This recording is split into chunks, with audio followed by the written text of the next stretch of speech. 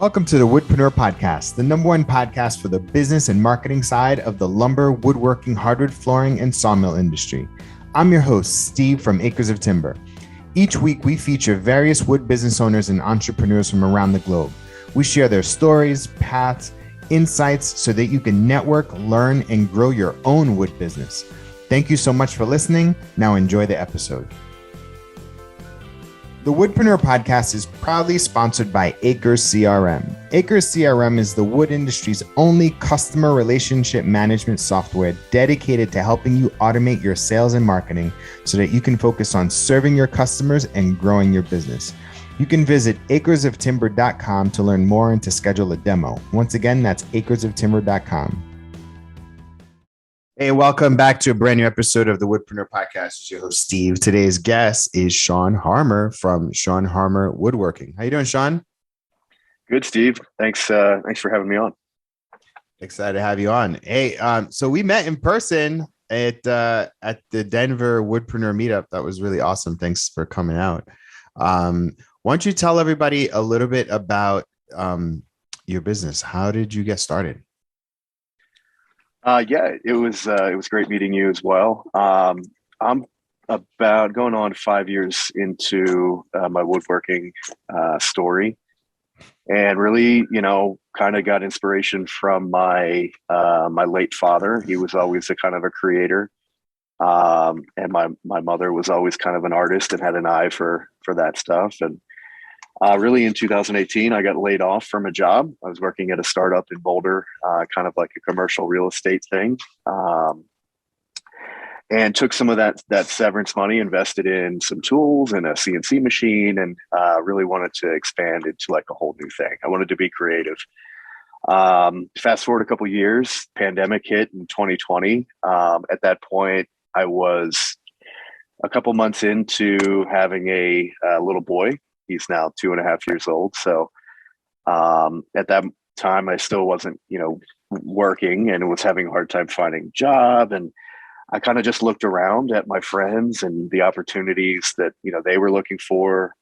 And I created my company, Hardwood Climbing, basically making hang boards, which is like a training board that you mount above your door, and rock climbers. Of course, I'm in Colorado. A lot of rock climbers want to train, and all the local stores shut down. REI, all of the manufacturers, and then all the gyms as well. So they didn't have really anywhere to go climb, and they were looking to do it inside. So I started making hang boards, pretty rudimentary at first, selling them locally, and then eventually bringing in the woodworking side, the creative, making them out of walnut, making them out of purple heart, or really kind of bringing a more artistic idea to hang boards, right? This training piece that people just use for function. Now, why not have it be a beautiful thing above your door?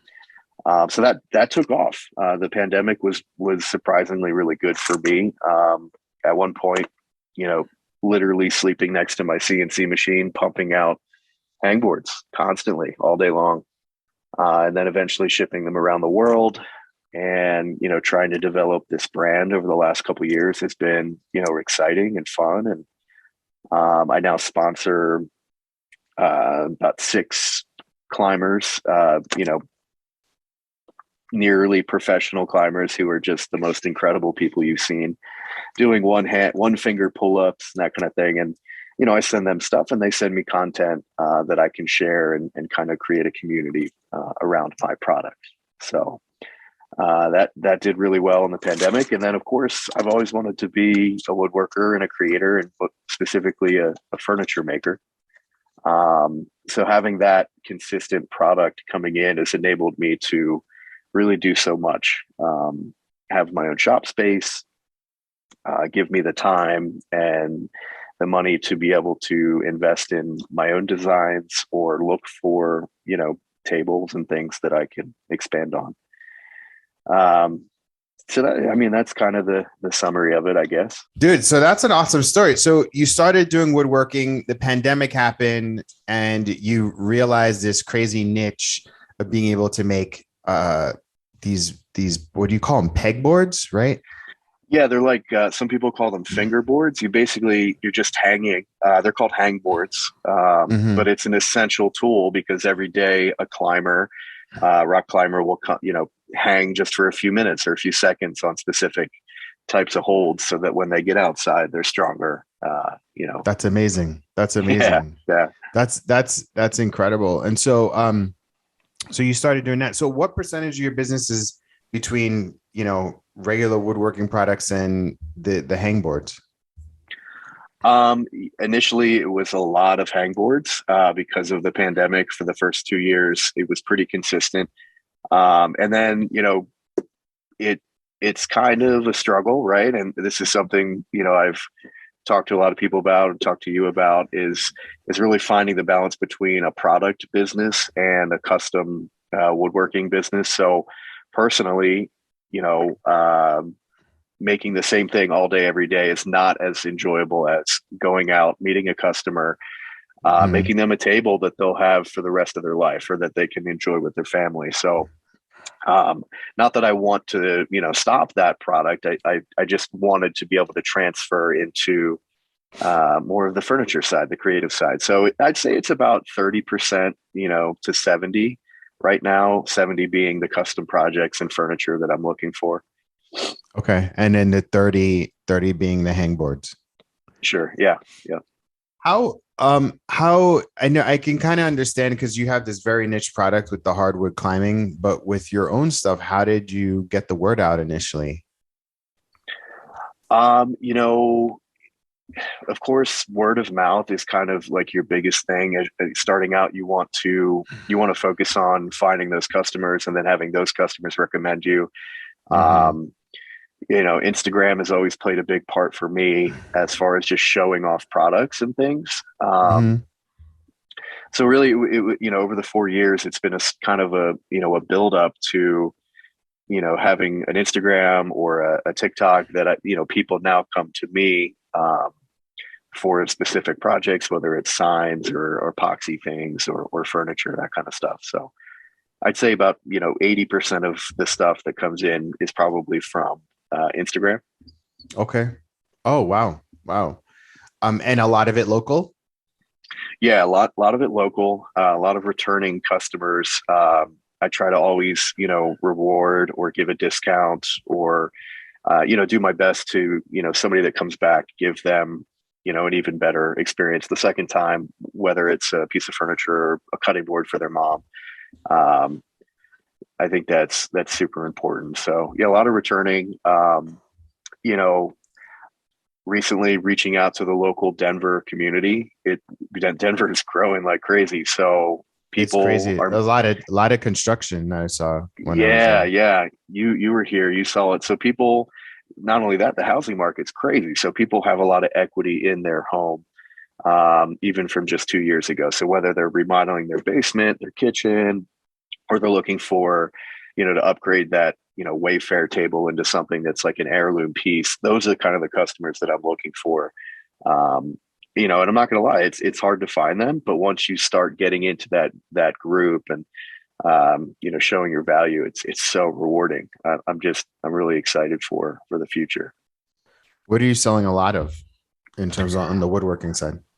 Right now, I have let's see, three tables, a dining, a conference, and something that's kind of undecided where it's going to end up. A king size bed, a dresser drawer, and then a lot of different small things, whether it's signs or I'm kind of stretching thin just with that amount of furniture to be able to split my focus and then also make be over by the CNC making hang boards. So it's a weird place to be in. I have one or two people that will come and work for me when I Hmm. need the help, but any more work than I have now, I need a consistent employee full time. So Yeah.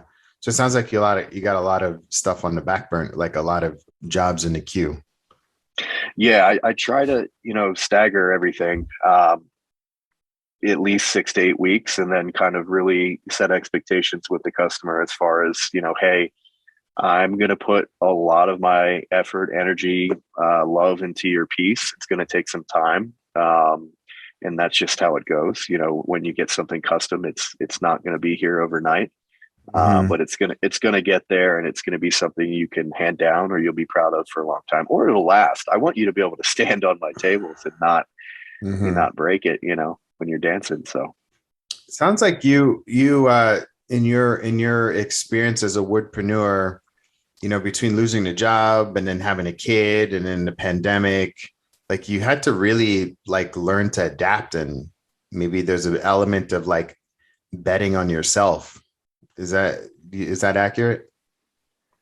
yeah, yeah, that's a big part of it for sure. I think I struggled a lot in the beginning with imposter syndrome. I think we all kind of hit that. We Yeah, look yeah. around, like Especially we with the see Instagram. Yeah, yeah, it's scary. You'll see people who are just all day long putting out content of this is how you do this, this is how you do this, which I totally admire and respect. I've always looked up to, people. I'm sure like people like Greg Klassen or um, Goebel Furniture or Jason Miles at Wayward Grain. Like Mhm.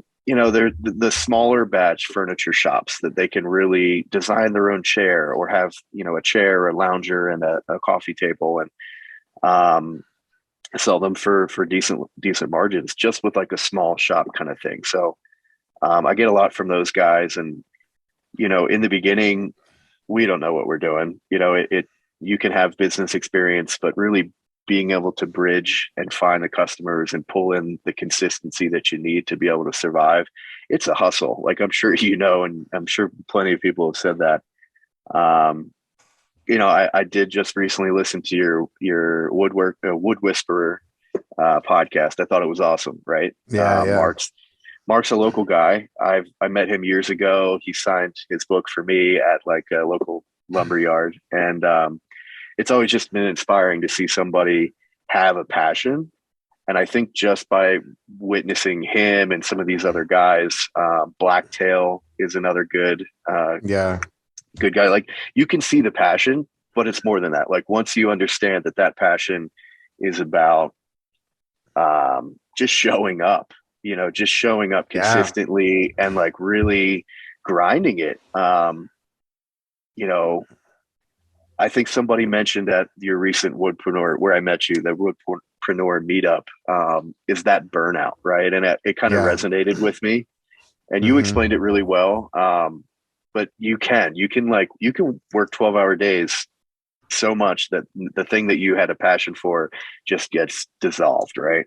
Yeah. And I definitely felt that in that first year or two of just like slaving away at a CNC and trying to figure out where I could end up after that. Um, and for me, and I think a lot of woodworkers, I get my energy off of the customer. I really, Yeah.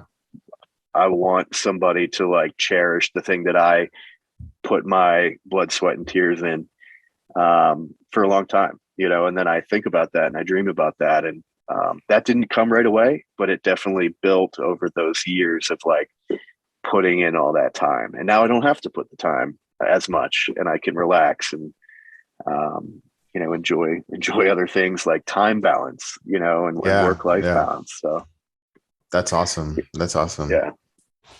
What about what has been one of the more difficult things that you've had to encounter even more recently? If like something either operations wise or just, mindset wise or just, anything. Yeah, probably for a lot of people, for me, it's always been splitting the time between the number of hats that you need to wear as a business owner. Yeah. Um, like putting your energy into marketing after a long day of sanding, right? Like it can be Yeah. mind numbing to sand all day long or to build something. And then for me, the CNC is very, very different. It's not as artistic as, switching mindsets, going over to a table project and, envisioning something creative. So being able to split that and then speaking with customers and arranging, times and meet. It's a balance, right? And then on top of that, I want to be able to go to the gym. I want to be able to, you know, pick my son up from school or do what I need to do as a father or partner. And so it's a balance. That's something I think about a lot. I spend a lot of time, as I'm sure most woodworkers do or creators, listening to podcasts like yours, listening to audiobooks. I'm obsessed with this Japanese book right now called Ichigo Ichi. And it's like the Japanese way and how to enjoy every moment in life, right? Wow. Like it's a mantra for them. Mm-hmm. And there's like so many others. Like I think part of my transformation and feeling better about myself, to get back to your original question, and like getting from that, okay, this is draining me, to like, okay, I can do this forever. Mm-hmm. Is like some of these books, like Outliers, Malcolm Gladwell. Love that book. Oh my God, that's a great book. Yeah, Seven Habits, Stephen by Covey. Stephen Covey. Yeah, and Yeah. The Power of Habit. 80/20 principle. Like some of these books are like you would think only for the business world. Yeah. Yeah. But I totally disagree. I think you need to be like, yeah, digesting woodworking or woodpreneur or whatever you're doing, but at the same time be able to expand into these different building blocks of life, or just enjoying every moment. Now I find myself Mm-hmm. really craving some of these things, and I don't know. Oh, it totally reinvigorates you when you're able to pick up new concepts from outside, and then you can take them and apply it to your business. It's really important, and it's a great way for you to not feel burnt out. Between um, working and just maybe consuming stuff on Instagram or Facebook, and either Yeah, feeling bad for yourself or like wanting to like grind too much because you're trying to keep up. Like, I mean, it's one of the reasons why I created the podcast, so that people can be inspired to listen to other people that are like them. Uh, and at the same time too, there's so many other different podcasts and business books and YouTube videos that you could be watching to help expand your mind. The expression, the more you learn, the more you earn, right? So yeah, uh, exactly. um what does the future look like for you?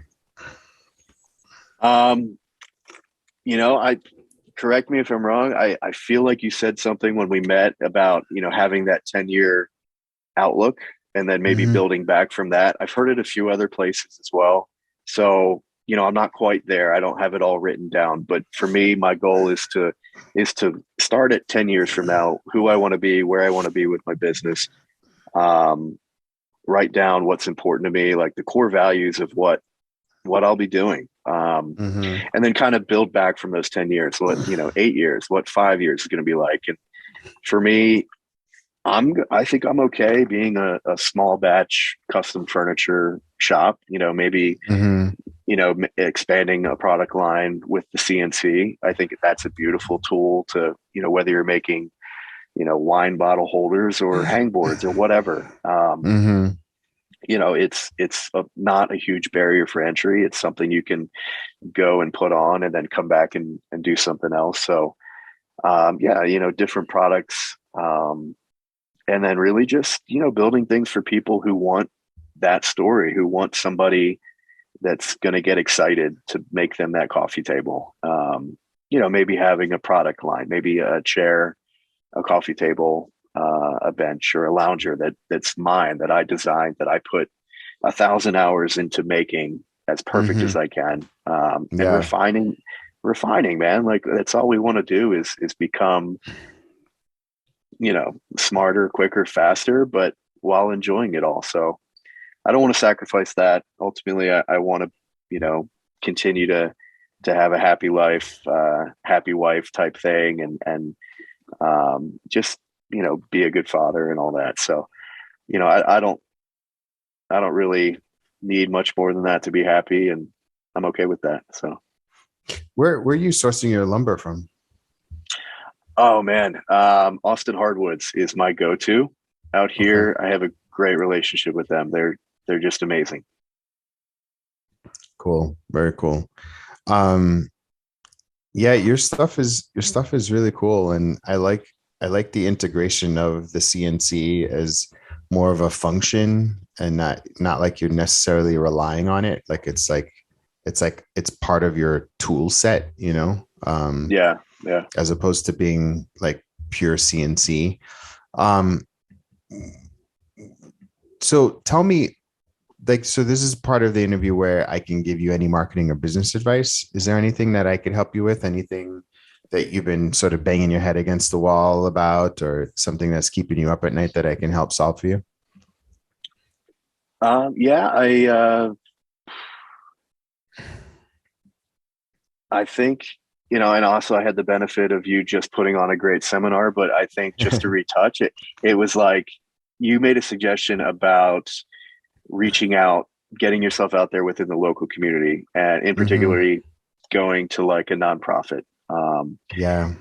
I thought that was just brilliant, right? So for me, my next step is to really just use Instagram and use like hashtag Denver interior designers, for instance, and go through the list of designers that I find, start a conversation, a relationship, show them some of my work. And then as Hmm. well as going to these nonprofit events that happen all year round and saying, hey, I'll donate a coffee table, I'll donate this slab or a charcuterie board or whatever for a Hmm. ticket. And then I'll take that Hmm. ticket, go to the event and try to meet people and network. And Yeah. um, yeah, I thought that was brilliant. So thank you for that. Yeah. Yeah, yeah, yeah. So you're already figured out what to do, right? But yeah, I mean, I just got to put it into action. And it's one of those things like you get off work, you go home and you sit on the couch and it's like, well, can I keep pushing or, Yeah. so for me, that's the hard part everybody struggles with. For sure. And I think too, maybe to answer the question is like, so how to build more local business, right? And the one way Yeah. that you can do that is, um, you know, uh, for those that know that I used to work in nonprofit and I used to run a nonprofit organization and working locally with a charitable organization is probably one of the best things. Not only do you feel good, but the people involved too, they have similar like good-hearted, good-minded values, right? Right. and Yeah. um and if they know how to put together a gala, and the gala costs more than $100-$200 per ticket, and then tables are selling for one to five to $10,000 a table, that's where you want to be, because those people can afford custom furniture, Yeah. right? And so what you want to do is just to go out and connect with them and let them know that you exist. I have a Yeah. client right now, I'm having him raise money for a charity that I happen to know the founder in San Diego, right? And so and these people, nonprofits, have like deep connections and relationships with the community because they've been around for so long. Yeah. And that's really, and Denver is a massive market. So like there were 30 people at our Woodpreneur Denver meetup, and and it was like there's more than enough money for everybody to make money. There's more than enough Yeah. business in Denver for everybody to make money, Yeah. and just because you make a certain type, that doesn't take away from anybody else, like, because somebody will buy from you because of you. And so I feel like you should never really be afraid to like to think that there's not enough lumber in the world to serve everybody, right? Like there's Yeah. not enough right? There's not enough Yeah. dining room tables, in the world Yeah. to serve Yeah. everybody. And Yeah. you personally could probably make, I don't know, 20 to 30 a year, right? Like there's not too many that you can make, right? And so I don't know. I feel like people, if you're listening to this, don't be afraid. There's no such thing as competition, really. So, It's true. It's true. It's true, man. cool. Yeah, we So we have the mountains too, like Vale and all these places, right? oh my gosh. I went snowboarding. I went to Copper Mountain, and I was just sitting they, you know how they have those like mountain magazines or when you're in the mountains, right? And they're Yep. like Yep. homes of it was like high altitude living. That's what they called it. And they showcased the top interior designers in Vale, like the Vale area. And I was like, man, and the houses that they were doing, I was like, geez, like if you had a relationship with one, maybe two of those, you'd be Yeah. set. Like, Yeah. you'd That's totally be the set. goal, man. That's the goal. Yeah, it's so cool, man. So tell everybody how they can stay in touch. Yeah, I'm on Instagram, Sean Harmer underscore woodworking. Working on TikTok, trying to get on the talk, and then The talk. starting YouTube. It's a lot, right? So, but It's a lot, eventually yeah. that's the goal. And right now I'm mostly on Instagram. If you reach out and say hi, I'd love to talk. I always respond, and want to get to know and meet people. I get my energy from that. So yeah. Cool. Awesome. Well, thank you so much, Sean, for your time. I'm excited to work with you and to stay in touch. Thank you, Steve. I appreciate it, man. You have a great day. Thanks so much for listening to the Woodpreneur podcast, the #1 podcast for the business and marketing side of the lumber, woodworking, hardwood flooring, and sawmill industry. If you like what you heard, please give us a 5-star rating and review. You can also tap into our community by visiting woodpreneurlife.com. Once again, that's woodpreneurlife.com.